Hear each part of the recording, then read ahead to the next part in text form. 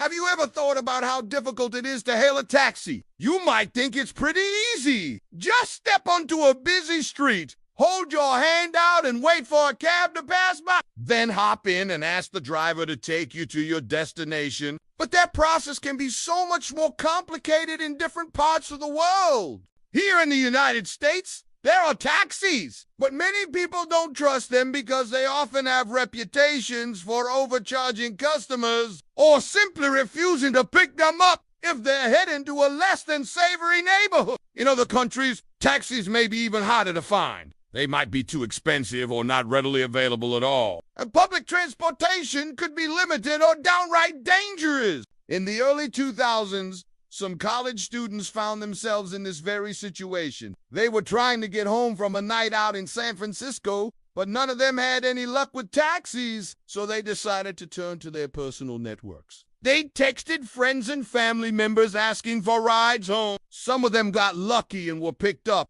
but others weren't so fortunate. It was then that the students realized there was a huge demand for a convenient, reliable, and affordable ride-sharing service. And that realization sparked the beginning of Uber. In today's video, we'll explore how Uber began and what the company did to disrupt the transport industry. How Uber began. The story of Uber goes back to two men named Travis Kalanick and Garrett Camp. Both were entrepreneurs with big dreams who would soon join forces to change the way the world gets around. Travis was born in 1976 in Chicago, Illinois. His parents were academics, and they moved to the Silicon Valley when he was just a child. He grew up surrounded by the innovators and tech wizards of the day, and it wasn't long before he became fascinated with computers himself. When he turned 12, his parents gave him a computer, and he spent the next 2 years teaching himself how to code. As soon as he graduated high school, he enrolled in the University of California, Los Angeles, where he studied computer science, but he dropped out after 2 years to start his first company called Red Swoosh was a peer-to-peer file sharing service that allowed users to upload and download files via a network of other people's computers. But despite its innovative approach to data transfer,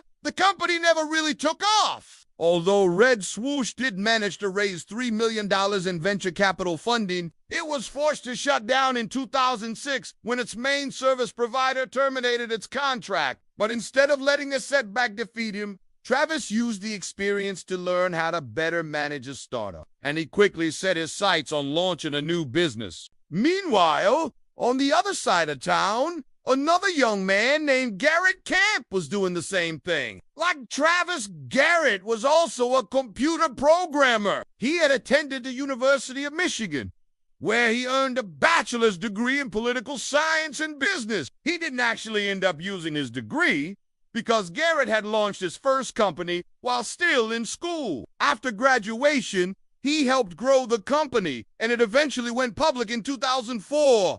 But by 2006, Garrett was ready for a change. He wanted to start his own thing, something that could truly reflect his vision.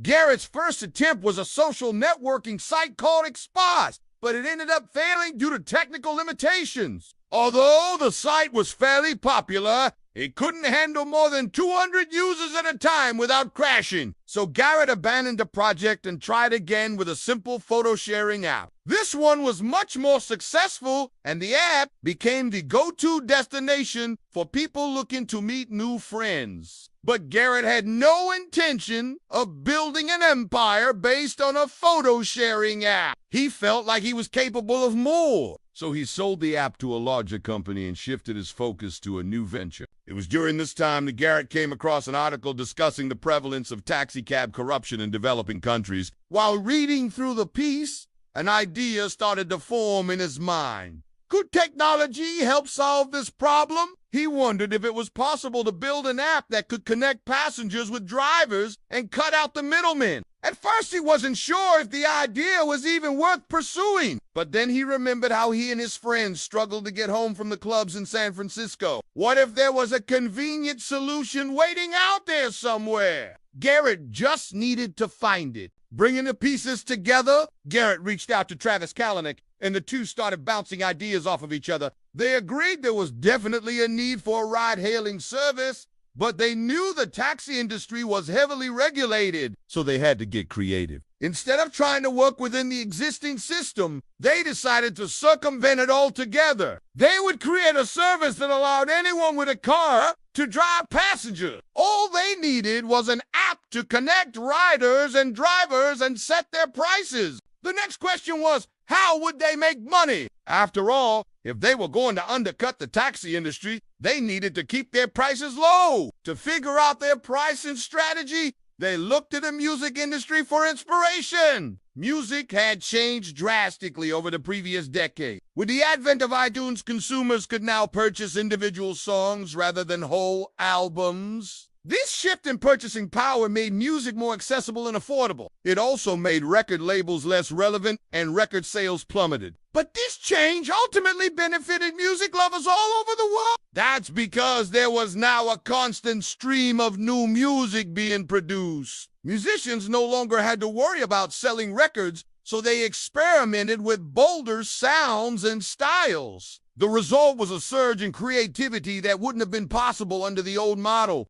Travis and Garrett realized that a similar transformation could be made in the taxi industry. Their idea was to use surge pricing, which meant raising prices when demand for rides increased. If it started raining, for instance, the price of a ride would increase because demand would go up. In theory, this would incentivize drivers to hit the road, bringing the price back down to normal levels. At first, this might sound like an unethical move, but it was actually seen as a benefit for both passengers and drivers. For passengers, surge pricing ensured that they would always be able to book a ride. For drivers, it provided higher earnings potential. Now that they had a plan in place, it was time to develop the app. Garrett recruited his friend Oscar Salazar to do the coding.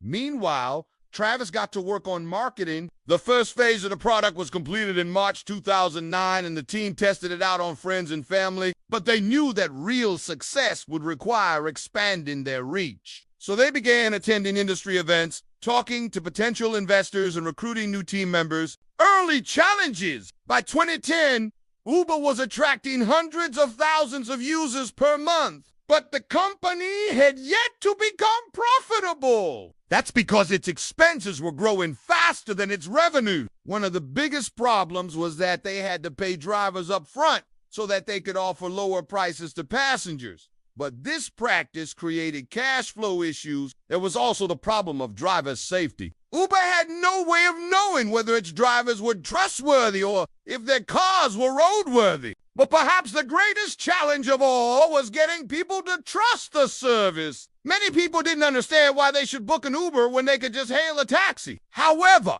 as time went on, Uber began making improvements. They focused on providing a seamless user experience, and drivers appreciated the freedom and flexibility the job offered. As more and more people downloaded the app, the company slowly began turning a profit, going global. By 2012, Uber had expanded to major cities all over the U.S., and they were just getting started. Over the next several years, the company went global, popping up in dozens of countries on every continent except Antarctica. They even partnered with local taxi services in some places to make their vehicles available through the Uber app. But this proved to be somewhat problematic because Uber was known for its affordability. Taxis, on the other hand, were notoriously expensive, so Uber customers were often surprised by the high prices they saw when booking a ride. In response to the confusion, Uber decided to separate its luxury taxi services from its regular ones and rebranded them as Uber Black. This way, passengers could choose between an affordable ride in a regular car or a more luxurious experience in a black car. But Uber didn't stop there. They continued to expand their services and rolled out options for groups of different sizes. UberX was designed to carry passengers and their luggage, while UberSub was for larger groups. They even launched a carpooling service called Uber Shuttle, which allowed commuters heading in the same direction to save money by sharing a ride. Throughout its growth, Uber has faced many obstacles, including government crackdowns and fierce competition, but none of these challenges have managed to slow the company down. Today, Uber is one of the most valuable private companies in the world. They have millions of drivers and billions of users, and it all started with one simple idea.